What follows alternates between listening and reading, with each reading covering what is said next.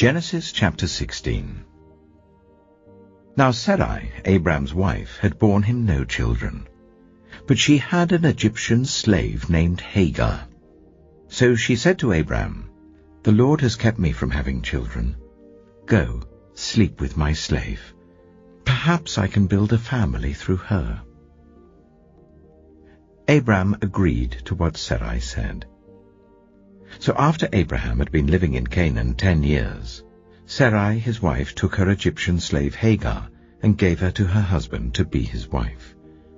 He slept with Hagar, and she conceived. When she knew she was pregnant, she began to despise her mistress. Then Sarai said to Abram, "You are responsible for the wrong I'm suffering.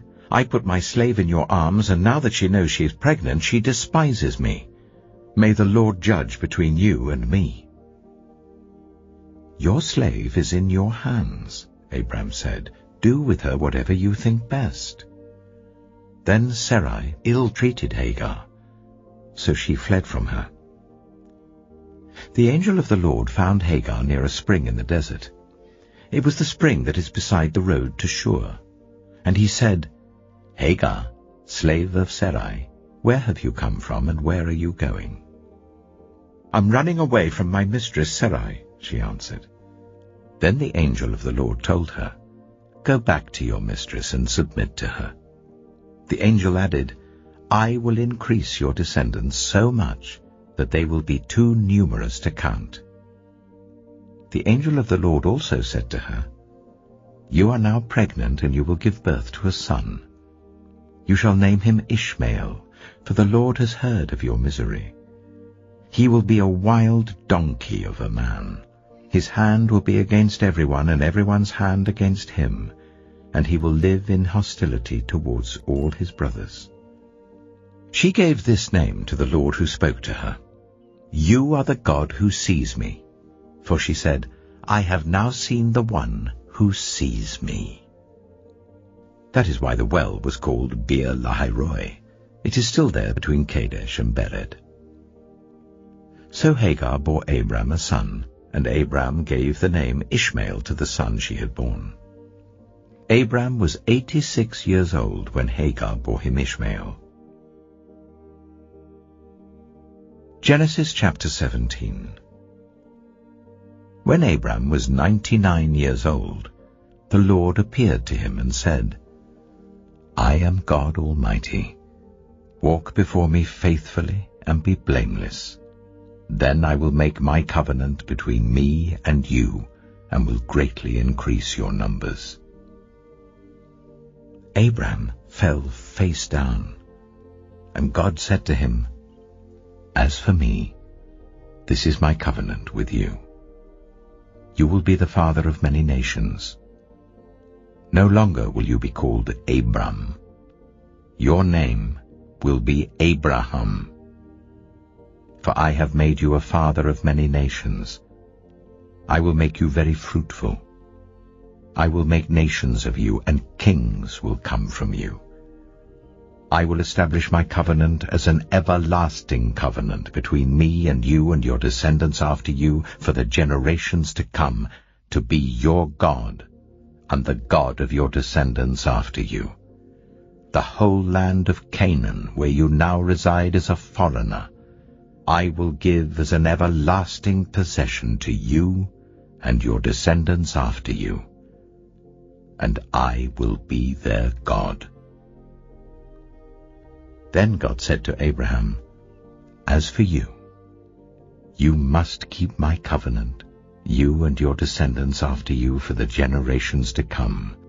This is my covenant with you and your descendants after you, the covenant you are to keep. Every male among you shall be circumcised. You are to undergo circumcision, and it will be the sign of the covenant between me and you. For the generations to come, every male among you who is 8 days old must be circumcised, including those born in your household or bought with money from a foreigner. Those who are not your offspring, whether born in your household or bought with your money, they must be circumcised. My covenant in your flesh is to be an everlasting covenant. Any uncircumcised male who has not been circumcised in the flesh will be cut off from his people. He has broken my covenant."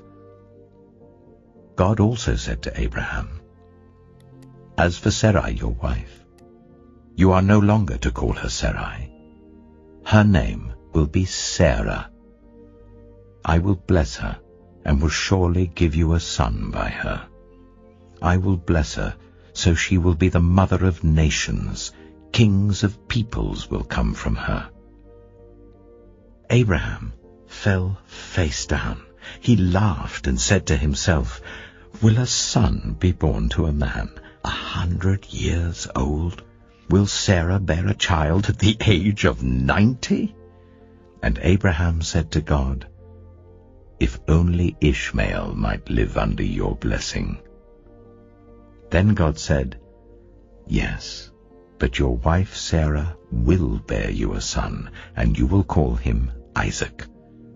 I will establish my covenant with him as an everlasting covenant for his descendants after him. And as for Ishmael, I have heard you. I will surely bless him. I will make him fruitful and will greatly increase his numbers. He will be the father of 12 rulers, and I will make him into a great nation. But my covenant I will establish with Isaac, whom Sarah will bear to you by this time next year." When he had finished speaking with Abraham, God went up from him. On that very day, Abraham took his son Ishmael, and all those born in his household or bought with his money, every male in his household, and circumcised them as God told him. Abraham was 99 years old when he was circumcised, and his son Ishmael was 13. Abraham and his son Ishmael were both circumcised on that very day, and every male in Abraham's household, including those born in his household or bought from a foreigner, was circumcised with him. Genesis chapter 18. The Lord appeared to Abraham near the great trees of Mamre, while he was sitting at the entrance to his tent in the heat of the day. Abraham looked up and saw 3 men standing nearby. When he saw them, he hurried from the entrance of his tent to meet them and bowed low to the ground. He said, "If I have found favor in your eyes, my Lord, do not pass your servant by. Let a little water be brought, and then you may all wash your feet and rest under this tree. Let me get you something to eat, so you can be refreshed and then go on your way, now that you have come to your servant." "Very well," they answered. "Do as you say." So Abraham hurried into the tent to Sarah. "Quick," he said, "get 3 seahs of the finest flour and knead it and bake some bread." Then he ran to the herd and selected a choice tender calf and gave it to a servant who hurried to prepare it. He then brought some curds and milk and the calf that had been prepared and set these before them. While they ate, he stood near them under a tree. "Where is your wife Sarah?" they asked him. "There in the tent," he said. Then one of them said, "I will surely return to you about this time next year, and Sarah your wife will have a son."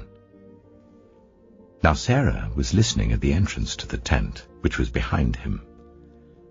Abraham and Sarah were already very old, and Sarah was past the age of childbearing. So Sarah laughed to herself as she thought, "After I'm worn out and my Lord is old, will I now have this pleasure?" Then the Lord said to Abraham, "Why did Sarah laugh and say, 'Will I really have a child now that I am old?' Is anything too hard for the Lord? I will return to you at the appointed time next year, and Sarah will have a son." Sarah was afraid, so she lied and said, "I did not laugh." But he said, "Yes, you did laugh." When the men got up to leave, they looked down towards Sodom, and Abraham walked along with them to see them on their way. Then the Lord said, "Shall I hide from Abraham what I am about to do? Abraham will surely become a great and powerful nation, and all nations on earth will be blessed through him. For I have chosen him so that he will direct his children and his household after him, to keep the way of the Lord by doing what is right and just, so that the Lord will bring about for Abraham what he has promised him." Then the Lord said, "The outcry against Sodom and Gomorrah is so great, and their sin so grievous, that I will go down and see if what they have done is as bad as the outcry that has reached me. If not, I will know." The men turned away and went toward Sodom, but Abraham remained standing before the Lord. Then Abraham approached him and said, "Will you sweep away the righteous with the wicked? What if there are 50 righteous people in the city? Will you really sweep it away and not spare the place for the sake of the 50 righteous people in it? Far be it from you to do such a thing, to kill the righteous with the wicked, treating the righteous and the wicked alike? Far be it from you. Will not the judge of all the earth do right?" The Lord said, "If I find 50 righteous people in the city of Sodom, I will spare the whole place for their sake." Then Abraham spoke up again, "Now that I have been so bold as to speak to the Lord, though I am nothing but dust and ashes, what if the number of the righteous is 5 less than 50? Will you destroy the whole city for lack of 5 people? If I find 45 there," he said, "I will not destroy it." Once again he spoke to him, "What if only 40 are found there?" He said, "For the sake of 40, I will not do it." Then he said, "May the Lord not be angry, but let me speak. What if only 30 can be found there?" He answered, "I will not do it if I find 30 there." Abraham said, "Oh, now that I have been so bold as to speak to the Lord, what if only 20 can be found there?" He said, "For the sake of 20, I will not destroy it." Then he said, "May the Lord not be angry, but let me speak just once more. What if only 10 can be found there?" He answered, "For the sake of 10, I will not destroy it."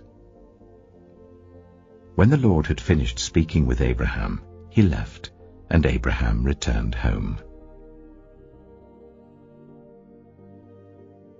Matthew chapter 2. After Jesus was born in Bethlehem in Judea during the time of King Herod, Magi from the east came to Jerusalem and asked, "Where is the one who has been born King of the Jews? We saw his star when it rose and have come to worship him." When King Herod heard this, he was disturbed, and all Jerusalem with him. When he had called together all the people's chief priests and teachers of the law, he asked them where the Messiah was to be born. "In Bethlehem in Judea," they replied, "for this is what the prophet has written. But you, Bethlehem in the land of Judah, are by no means least among the rulers of Judah, for out of you will come a ruler who will shepherd my people Israel." Then Herod called the Magi secretly, and found out from them the exact time the star had appeared. He sent them to Bethlehem and said, "Go and search carefully for the child. As soon as you find him, report to me, so that I too may go and worship him." After they had heard the king, they went on their way, and the star they had seen when it rose went ahead of them until it stopped over the place where the child was. When they saw the star, they were overjoyed. On coming to the house, they saw the child with his mother Mary, and they bowed down and worshipped him. Then they opened their treasures and presented him with gifts of gold, frankincense, and myrrh. And having been warned in a dream not to go back to Herod, they returned to their country by another route. When they had gone, an angel of the Lord appeared to Joseph in a dream. "Get up," he said. "Take the child and his mother and escape to Egypt. Stay there until I tell you, for Herod is going to search for the child to kill him." So he got up, took the child and his mother during the night, and left for Egypt, where he stayed until the death of Herod. And so was fulfilled what the Lord had said through the prophet, "Out of Egypt I called my son." When Herod realized that he had been outwitted by the Magi, he was furious, and he gave orders to kill all the boys in Bethlehem and its vicinity who were 2 years old and under, in accordance with the time he had learned from the Magi. Then what was said through the prophet Jeremiah was fulfilled. "A voice is heard in Ramah, weeping and great mourning, Rachel weeping for her children and refusing to be comforted because they are no more." After Herod died, an angel of the Lord appeared in a dream to Joseph in Egypt and said, "Get up, take the child and his mother, and go to the land of Israel, for those who were trying to take the child's life are dead." So he got up, took the child and his mother, and went to the land of Israel. But when he heard that Archelaus was reigning in Judea in place of his father Herod, he was afraid to go there. Having been warned in a dream, he withdrew to the district of Galilee, and he went and lived in a town called Nazareth. So was fulfilled what was said through the prophets, that he would be called a Nazarene.